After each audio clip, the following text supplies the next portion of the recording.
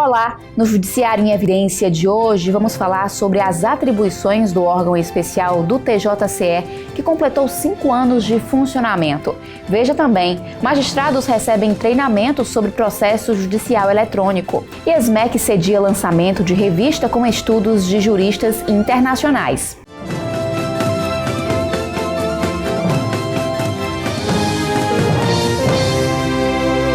Magistrados que atuam em juizados especiais na capital e no interior participaram de treinamentos sobre o PJE, Processo Judicial Eletrônico. A capacitação ocorreu em setembro na Escola Superior da Magistratura do Ceará. O objetivo foi tirar dúvidas e apresentar sugestões para o aperfeiçoamento da ferramenta. A juíza Josiana Serpa, coordenadora dos juizados especiais da capital, atuou como facilitadora, auxiliada pela equipe da Secretaria de Tecnologia da Informação do TJCE. No Ceará, como nós só temos o PJE no sistema de juizados, capital e interior, então o curso hoje de treinamento está voltado para a ala da magistratura, ou seja, para o perfil de magistrado. Foi uma solicitação feita pelos juízes na reunião passada com a coordenação estadual, tendo em vista que muitos juízes foram promovidos, tem juízes que estão como auxiliar, que ficam respondendo durante um bom tempo naqueles cargos que estão vagos ou com o juiz afastado para fazer outras funções, enfim, então tem sempre essa necessidade. E a maior necessidade é porque, como o CNJ é o gestor maior do sistema PJE e ele lança versões de atualizações, às vezes mensal, quinzenal ou às vezes até semanal, então sempre vem funcionalidades novas, vem melhorias que nós aqui do estado do Ceará solicitamos ao CNJ ou também de outros estados solicitam, ou também correções de erros que aparecem em alguma versão que são corrigidas nas demais. Então, como sempre tem uma novidade nas versões, chega um momento que a gente precisa se reunir para passar um treinamento melhor e maior, dar maiores dicas, apresentar fluxos novos. Foram abordados temas como pesquisa de processos no PJE, uso do certificado digital e acesso à verificação de conteúdos restritos. O treinamento foi uma solicitação dos magistrados para aprimorar o trabalho nas unidades. O PJE, por ter sido implantado pelo CNJ aqui no Ceará a partir de 2014, no meio do ano, ele veio com novidades diferentes do ProJude, que era o processo judicial digital anterior. Tinha sido implantado no Ceará em 2008, nos juizados especiais. Então, em reunião dos juízes, do juizado, nós sentimos a necessidade de pedir à coordenação um treinamento específico para apresentar novidades. Então, esse passo a passo mostra diversas dúvidas e isso está nos ajudando, porque essa interação, ela também trabalha a padronização de procedimentos. Esse tipo de reunião é bom porque você vai trocando conhecimento entre as diversas unidades, tá certo? Às vezes você não tem o problema, ainda não aconteceu na sua unidade, mas já aconteceu na de um colega, e aí quando ele traz, a gente já fica alerta para já agir preventivamente. O Poder Judiciário Cearense promove de 10 a 21 de outubro a Pesquisa de Clima Organizacional 2016.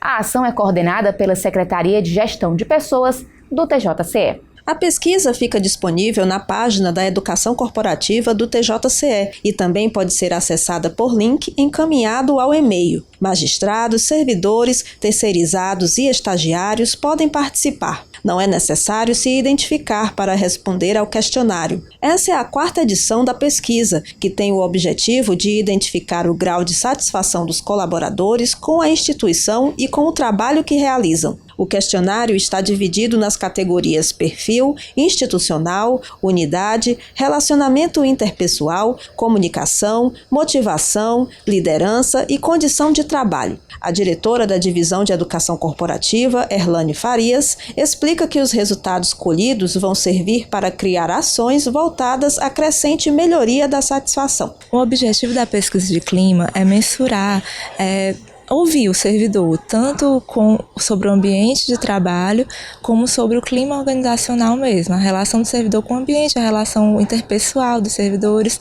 O que a gente quer a partir disso é elaborar projetos e programas para auxiliar mesmo o contexto do ambiente de trabalho, que seja um ambiente mais saudável para o servidor. Então, é de grande importância que o servidor responda à pesquisa de clima, porque ele vai estar se colocando, a gente vai estar ouvindo a voz dele, sabendo o que precisa ser melhorado. A pesquisa de clima organizacional busca atender a indicador do Plano Estratégico 2015-2020 do Poder Judiciário, que tem como meta atingir 72% de avaliações positivas em 2016. O Judiciário em Evidência inicia a série de matérias sobre qualidade de vida no trabalho. Hoje vamos mostrar o exemplo da Secretaria Única das Varas de Família da capital, que promove atividades para desenvolver hábitos saudáveis entre os servidores. Lanches à base de doces, biscoitos e pães com manteiga foram substituídos por alimentos integrais e frutas. Já no almoço, a vez é das saladas. Colegas trocam selfies praticando atividades físicas. Os servidores também aderiram à ginástica laboral, seguindo orientação de cartazes anexados na sala. Mensalmente, são checados o peso e a pressão arterial de todos. A cada 2 horas, alguém da equipe avisa que é preciso tomar água. Essas práticas começaram em agosto deste ano na Secretaria Judiciária de Primeiro Grau de Jurisdição 2, que atende da 1ª à 9ª Vara de Família da capital. O objetivo é melhorar a qualidade de vida, despertando hábitos saudáveis e, consequentemente, diminuindo as ausências ao trabalho. A nossa competência família é uma competência de muito litígio, né? Então a gente aqui precisa também ter essa preparação física e mental. A gente tem um grupo muito bem relacionado e essas atividades, né, esses programas faz com que a gente trabalhe muito mais satisfeito. Inicialmente a gente pensou na alimentação, né? Deixar os colegas escolherem quais são as frutas, quais é o tipo de almoço que a gente ia com salada, com essas coisas. E a atividade física. Ninguém é obrigado a participar, mas todo mundo quis participar e hoje está sendo um sucesso. Tudo ocorre em comum acordo. Tanto que os próprios servidores estipulam suas metas mensais de peso e exercem o papel do anjo da água. A função é lembrar a todos o momento de beber água, usando as garrafinhas que ganharam na secretaria. Cada um também se comprometeu a iniciar atividades físicas e a compartilhar nas redes sociais fotos que comprovem o exercício. O grupo de WhatsApp já existia para a gente se comunicar na Secretaria Judiciária. Aí qual foi a ideia? A gente, além da alimentação, da ginástica postural, a gente queria incentivar os servidores a fazer uma atividade física. Aí como é que a gente podia cobrar? Aí os servidores teriam que fazer a atividade e postar no WhatsApp. Esta servidora mudou o estilo de vida. Eu estava com a minha alimentação muito desregrada, estava muito sedentária e com essa iniciativa aqui da Sejure 2 eu comecei a me estimular a fazer uma reeducação alimentar, a voltar a caminhar, a fazer a atividade laboral aqui na secretaria para ter uma melhor postura e estou também sendo acompanhada por uma nutricionista. A servidora Ana Bezerra trabalha há 35 anos no fórum. Sempre bem disposta, ela come alimentos integrais, pratica pilates e caminhada. A servidora gosta de ser considerada um exemplo. Eu sinto muito feliz saber que meus hábitos alimentares, com alimentos integrais, já evitando a fritura, evitando o doce, que serviu de exemplo para os outros colegas que são mais novos. E hoje em dia a saúde da gente depende muito dos alimentos, né? Então você pode evitar ter uma doença por uma alimentação bem mais saudável. Dona Ana cuida da alimentação até na comemoração do próprio aniversário. Este ano, a festinha da secretaria ficou sem o tão esperado bolo de parabéns. O meu foi no dia 5 desse mês, eu não trouxe bolo, foi salada de frutas. Todo mundo aprovou, gostou e já vamos fazer 1 ano da secretaria, né, que vai ser a comemoração de 1 ano. Eu já estou sendo escolhida para trazer a salada de fruta novamente. No próximo bloco, vamos falar sobre as atribuições do órgão especial do TJCE. Voltamos já. A ESMEC, Escola Superior da Magistratura do Ceará, sediou o lançamento da 18ª edição da Revista Latino-Americana de Estudos Constitucionais, periódico que reúne artigos de juristas de renome internacional. A publicação foi organizada pelo jurista Paulo Bonavides, um dos constitucionalistas mais respeitados do país e professor da Universidade Federal do Ceará desde 1955. O lançamento ocorreu em 28 de setembro no auditório da SMEC. O desembargador Heráclito Vieira, diretor da escola, abriu o evento e ressaltou a importância da solenidade. É uma revista respeitada, o professor Paulo Bonavides está à frente da revista, dispensa qualquer tipo de apresentação.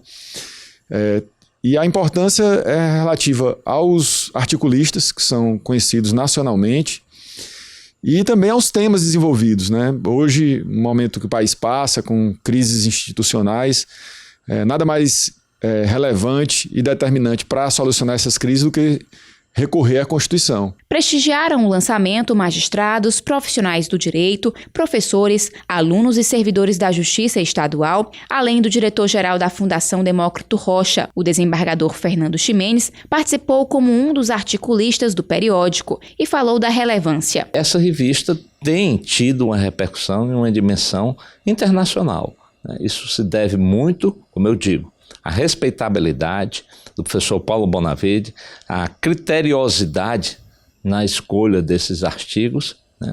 Então, aquela revista que aparentemente não teria sucesso, talvez não passasse do primeiro número, já estamos aí com vários números e tendo sempre grande receptividade em razão da qualidade. O juiz Antônio Carlos Klein fez a apresentação dos 23 artigos que compõem a revista, escritos por 29 colaboradores, entre os quais o ministro do Supremo Tribunal Federal, Marco Aurélio de Mello, e juristas de países da América Latina e Europa. Todos são artigos de direito constitucional. Então nós temos um artigo do ministro Marco Aurélio, temos outro do ex-ministro Eros Graus, temos artigos de professores internacionais como Paulo Ferreira da Cunha, português, como o professor Segado, que é da Universidade Complutense de Madrid, a maior mais importante universidade da Espanha. A revista é uma das melhores edições a nível nacional e internacional. Uma honra muito grande para a SMEC, para mim, para a SMEC, estar sediando o lançamento desse 18º número. O professor Paulo Bonavides explica que a revista nasceu em razão das comemorações pelo centenário da Faculdade de Direito da UFC. O jurista ressaltou o caráter pluralista e democrático da publicação. A Faculdade de Direito da Universidade Federal do Ceará, em 2003, completava o seu centenário. É uma das mais antigas e mais representativas das letras jurídicas no Brasil. Tem muito renome. Eu acredito que está ao mesmo nível das faculdades de Direito das Arcadas de São Paulo, a Faculdade de Direito do Recife, a antiga Faculdade de Olinda, e da de Minas Gerais. De sorte que não podia, na terra de Clóvis Bevilacqua, passar em brancas nuvens o transcurso do centenário dessa grande casa de formação jurídica do Ceará. Transpôs o Atlântico e hoje é uma publicação jurídica que circula e repercute muito bem no meio jurídico português, espanhol, francês, italiano, e com uma colaboração excelente. Composto por 19 desembargadores, o órgão especial do Tribunal de Justiça do Ceará completou 5 anos de atuação. O colegiado, que surgiu para desafogar os trabalhos do Tribunal Pleno, já se reuniu cerca de 200 vezes. Para falar sobre as atribuições, eu converso com o desembargador Mário Parente Teófilo Neto, integrante do órgão. Seja bem-vindo. Muito obrigado. Desembargador, quais as principais funções judiciais do órgão especial? O órgão especial é encarregado de julgar determinados processos envolvendo algumas pessoas, né?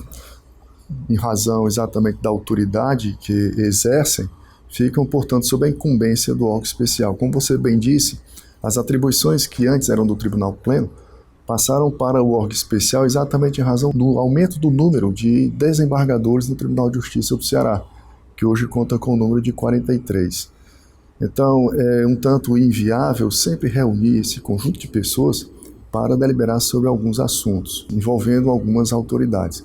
como, por exemplo, juízes de direito, promotores de justiça, defensores públicos, o Procurador-Geral do Estado, secretários de justiça, deputados estaduais, e também a competência do órgão especial, não só em razão das pessoas que possam estar envolvidas nos processos, também decorre de determinadas ações, como, por exemplo, a ação de declaração de inconstitucionalidade, ações que dizem respeito a uma interpretação da Constituição, uma decisão sobre a eficácia de determinada norma constitucional. Matérias restritas, portanto, cabem ao órgão especial dentro dessa perspectiva de conferir maior celeridade e, sobretudo, maior efetividade nas decisões do Tribunal de Justiça. Desembargador, quais as principais competências administrativas? Administrativamente, poderíamos lembrar aqui a questão da remoção de juízes, promoção de magistrados também, aplicação da pena de aposentadoria com relação a juízes substitutos, né? Remoções também compulsórias, né?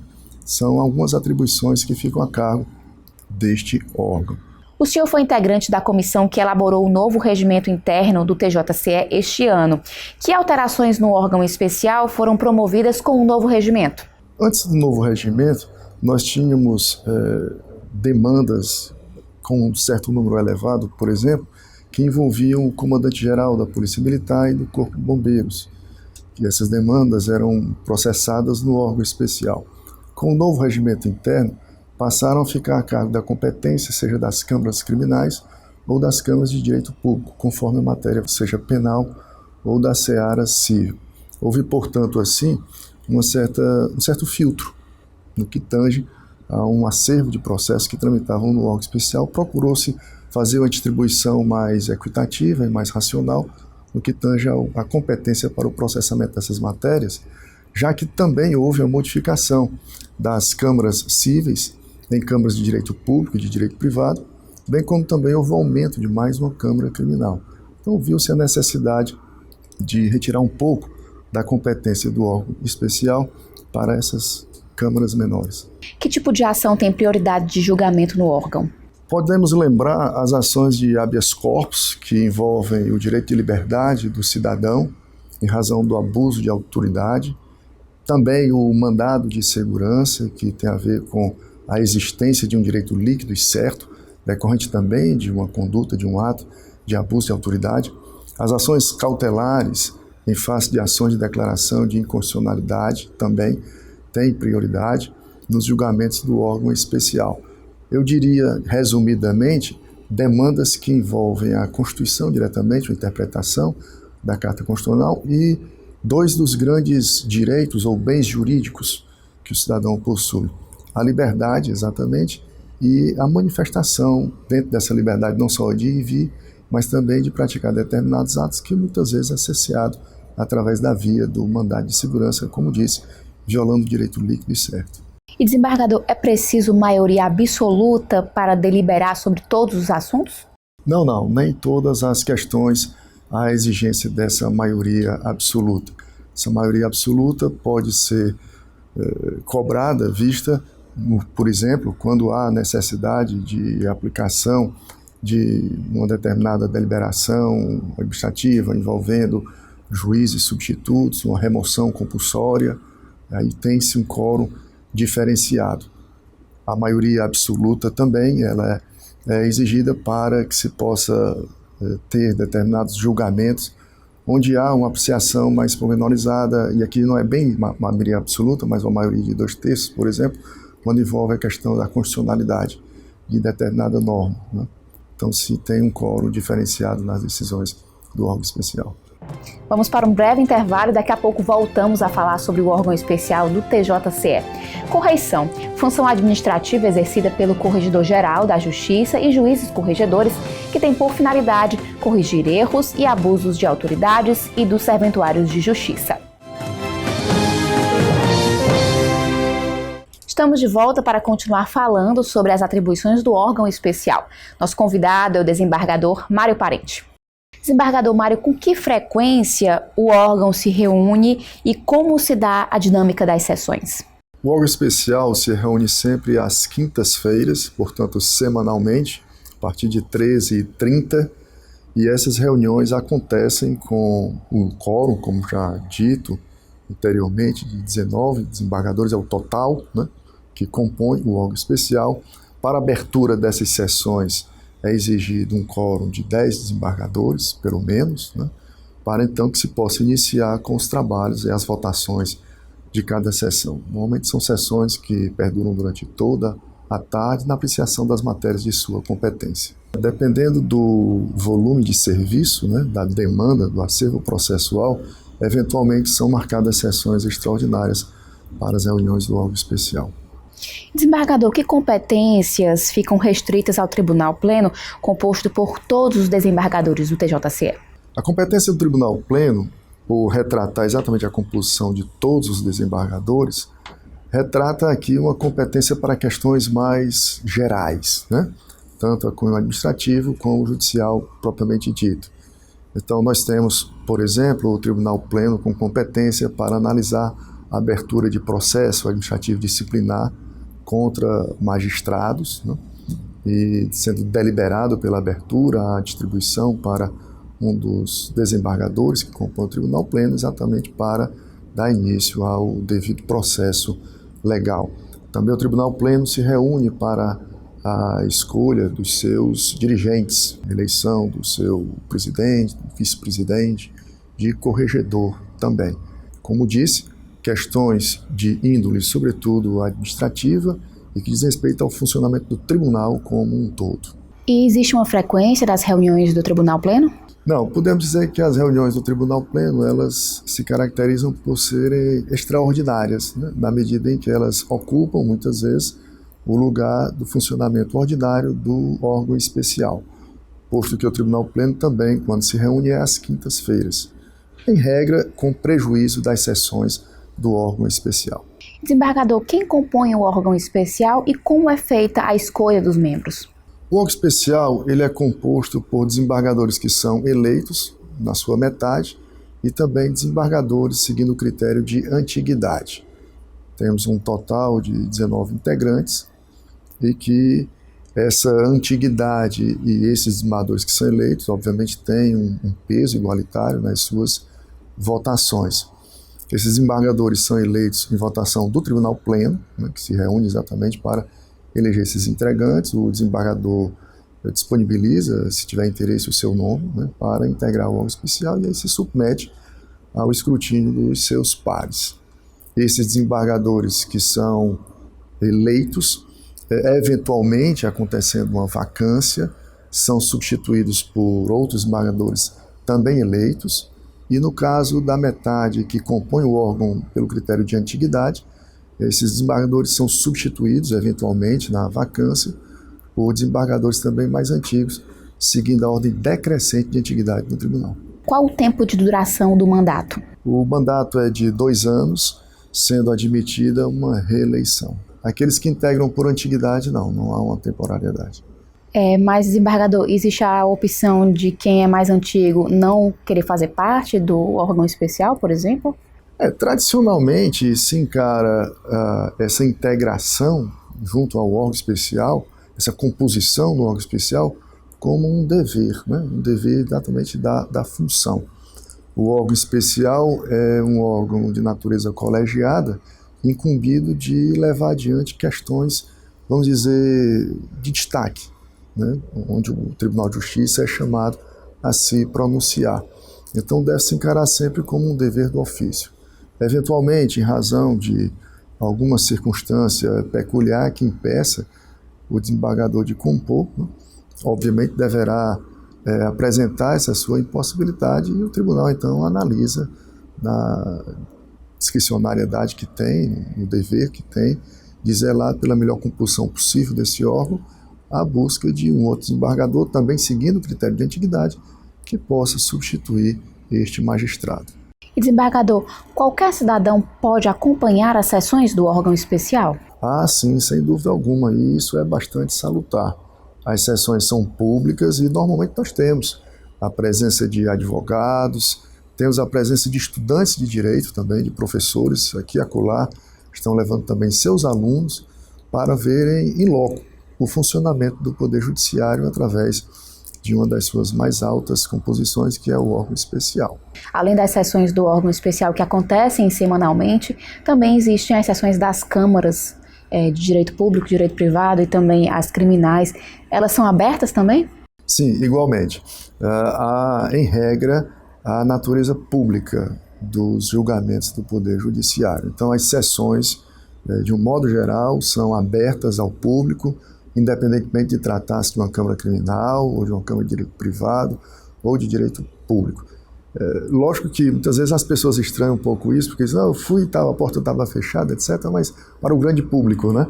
O fato do recinto se encontrar fechado não é porque há ali uma questão privada, né? E que eventualmente algum interessado não possa ali adentrar. Então, é da natureza do exercício da função jurisdicional a publicidade dos atos que são praticados. Portanto, a regra é de que qualquer cidadão, qualquer interessado, pode livremente entrar e sair dos ambientes do Tribunal de Justiça, onde ali se realizam julgamentos, independentemente de Câmara de Direito Público, Direito Privado, Câmara Criminal, seja órgão especial. E inclusive também do Tribunal Pleno. Seguramente, sobretudo. Aqui nós temos o Tribunal Pleno, a reunião de todos os desembargadores, e é interessante que a sociedade acompanhe o trabalho exatamente que é desempenhado pelo Poder Judiciário. A legitimidade do magistrado, ela é adquirida ao longo do tempo. É um pouco diferente da legitimidade daquele que é eleito para o exercício de uma função pública, né? Como sabemos, o juiz não é eleito, mas se legitima perante a sociedade exatamente em razão dos atos que pratica e do resultado desses atos exatamente que todos nós sabemos passam por uma certa crítica da coletividade. Todo aquele que exerce uma função pública não pode se furtar a estar permanentemente avaliado pela sociedade, pelo cidadão, que é, em última análise, o destinatário de todo o exercício da função jurisdicional, e para a sociedade, para esse cidadão, é que o Poder Judiciário, assim como o Estado, no seu todo, concentra a sua razão de existência. Eu conversei com o desembargador Mário Parente Teófilo Neto sobre as atribuições do órgão especial. Muito obrigada pela entrevista. Eu que agradeço, estamos sempre à disposição. O Judiciário em Evidência fica por aqui. Confira outras notícias no site www.tjce.jus.br ou no Facebook TJCE Oficial. Muito obrigada pela companhia e até semana que vem.